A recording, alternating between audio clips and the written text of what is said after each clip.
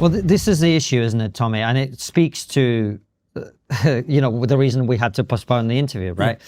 Because I think, I don't know, tell me what you think, but I think partly the way you've been treated historically is bad class. I don't think anyone can deny that, right? Because you're making the same points as Douglas Murray.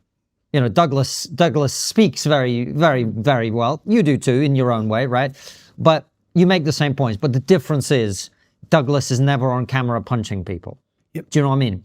And so I think it's partly about class, but partly it's also about that element of it. This is why I asked you about the football hooligan stuff, because I think a lot of people, I tell you my opinion, right? Because we talked about this before we started. We haven't had you on for a long time, even though a lot of people have wanted us to. And it's always the concern for people who have an audience, right? Which is, I think the points you're making on many, many issues are incredibly important. And much more than that, you've been proven right. Let's just be honest about it, right? On the grooming gangs, on the two-tier policing and all of these things that you're talking about. But the worry always is we can all feel now the country's it's a fever pitch, right? We can all feel it. And the question for all of us is, what is it that we are amplifying? Where are we trying to take this? Do you know what I mean? So when people see you getting involved in all these physical altercations and fights and, you're standing next to some guy's been knocked out, the worry for a lot of people is, I might agree with what he's saying, but by pursuing this further, are we actually increasing the risk of a lot of violence? And that's a worry. I understand. Do you see what I'm saying? I totally understand. So people understand. If I hadn't had the upbringing I'd had, and I hadn't grown up basically off the streets of Luton, then the first punch in the nose I got, and the first threat to my life, I'd have run away. And I never would have stood in the face of Islam. And never would have stood and continued saying no, no, no. Mm-hmm. Yeah. It was my upbringing that done that, and my background that done that. But there's not one single image of me or video of me being an aggressor. Yeah, I'm defending myself. So, for example, the incident last week, I'm not lucky enough to have a £500,000 security like Nigel Farage. Yeah, I challenged Nigel Farage to walk the country with no security and tell me you won't end up seeing him getting attacked. We've seen him get an egg on him even when he's got 20 security. Yeah, Well, go and walk through the towns that I walk through. I walk everywhere on my own, lads. Yeah? Everywhere. So last week, as a perfect example, is I'd been out in London and I uploaded pictures. There were some lovely encounters with Muslim lads. Everything was good. I spent the whole day in London. I was at Parliament Square. I had Brian Rowe's podcast. I'm going about my business. And unfortunately, I've had to, for 15 years, I've been beaten unconscious in Essex. I've been beaten in Luton. I've had to sit my kids down. I remember my face was rearranged, absolutely rearranged. A car pulled over because I'd been getting jumped on the side of the street by a gang of Pakistanis. And the car driver said, when I woke up, if I didn't pull over, you'd be dead. Like, they're jumping on you non-stop. And then my face was out. I remember having to tell my kids, it was just before Christmas, my kids were only this big. So I said I got kicked in the face by Santa's reindeers. Yeah? But I remember having to sit these stories down. And for too long, I said, I'm not a punch bag. I'm not a punch bag. So, for example, last week, I wish I had security that could intervene and tell people to stand back and don't start on him. But for example, this gentleman, now, unfortunately, there's been time and time again where I've had the need to defend myself. And I'm not going to apologise for being a man either. Yeah, I will defend myself if I'm put. And for too many years, when I started the English Defence League, I realised, damn, the police want to get me. Prison's a dangerous place for me. And I sort of had my hands behind my back because how I would have reacted, and I had to change how I'd react. How I would have reacted as a young man in Luton with someone calling me a cunt, I'd probably have banged him out as a kid. Yeah, I probably wouldn't have tolerated that. Then I realised, well, I have to tolerate some abuse. Yeah. I've got to walk around, and I learned very quickly to use my mouth rather than my hands. As I become this figure that has to tolerate people who have and I don't blame even the gentleman last week. I don't blame him for having a hatred of me, because he has a hatred built of me. What happened, Tommy? What happened was I walked through the train station, and now I've seen the CCTV as well.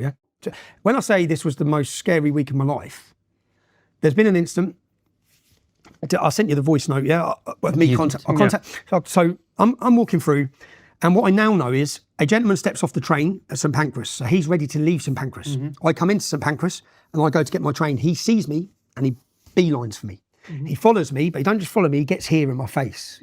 He's in my face, he's confronting me, telling me he'll end me, telling me how little I am, screaming at me. I mean, screaming at me, screaming at me.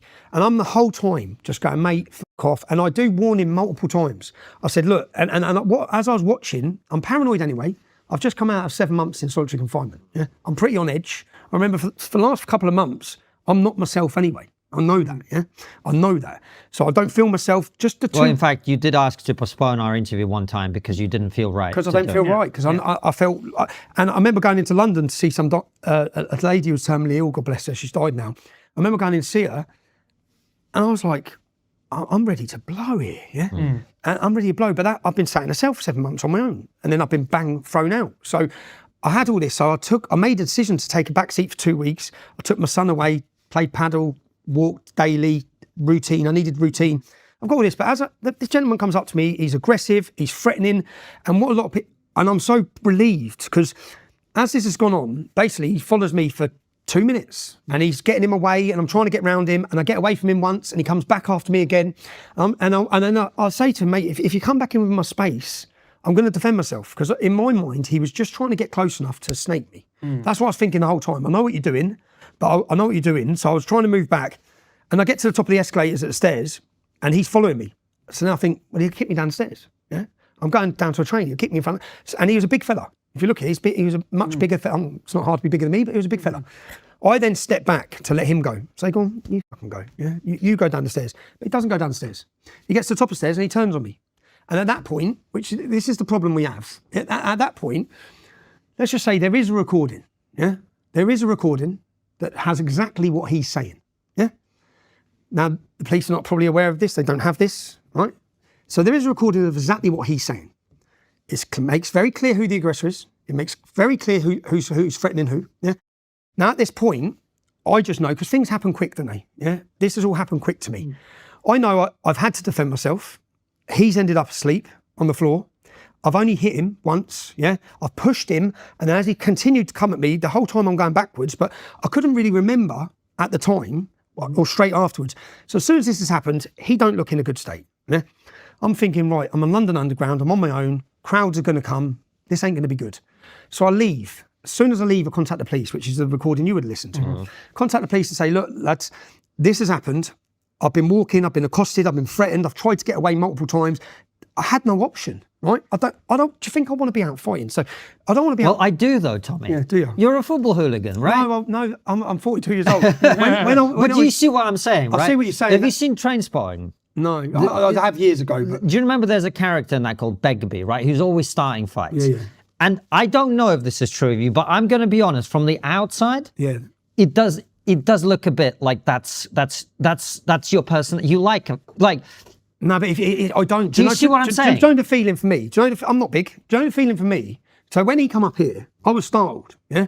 And there may be times when people watch me, yeah? And I may seem confident, right? Because I have to seem confident. Of course. But at the same time, I'm shitting myself. Every time I go in jail, I'm shitting myself. Yeah? When I walk down the street sometimes and 4 lads stop, I'm thinking, for fuck's sake. But again, I've learned there's only one language people understand. Right. So there's only one language. But do you see, all I'm saying is, the only reason I'm challenging you is, I think you're someone, look, 500 years ago, right?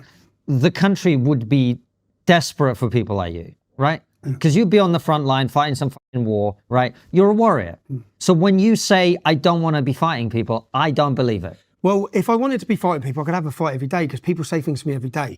I don't want to be fighting people, least of all a drunk idiot at a train station. All I wanted to do was get home. Now, what this developed into was the worst week of my life because obviously this happened at the train station. I've contacted the police, said, look, lads, what do you want from me? Let me know what I need to do. I'm up for an interview.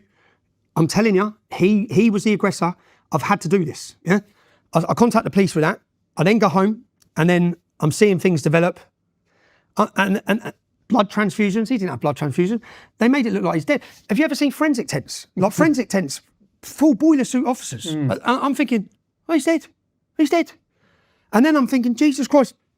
And then I think, there's not going to be any CCTV. They're going to get rid of the CCTV. This is what I'm thinking, because I don't trust the system. I think they're going to get rid of the CCTV. They're going to get rid of it. And then I look and think, right, I know there's a recording of this last moment. I know there is. There's a recording. What do you mean? How do you know? Because there is a recording, yeah? There's a recording. We'll see if it goes to court because the recording get played. What I'm saying is the witnesses, because, so the witness statements, am I allowed to talk about witnesses? I've got bad condition that I can't identify the witnesses, but the witnesses say stuff that didn't happen.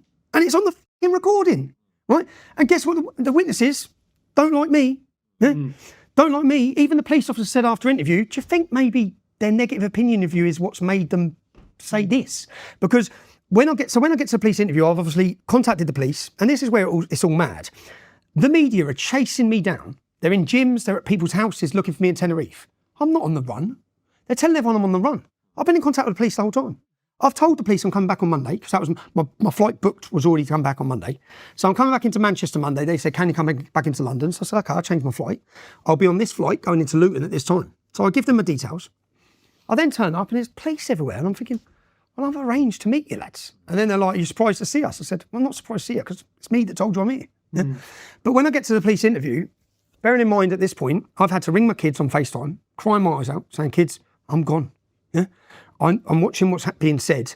I think they're going to remand me. A judge is just going to say, we'll put him in jail. I'll sit in jail now on solitary for a year. GBH Section 18 they nicked me on. That's 10 to 12 year sentence.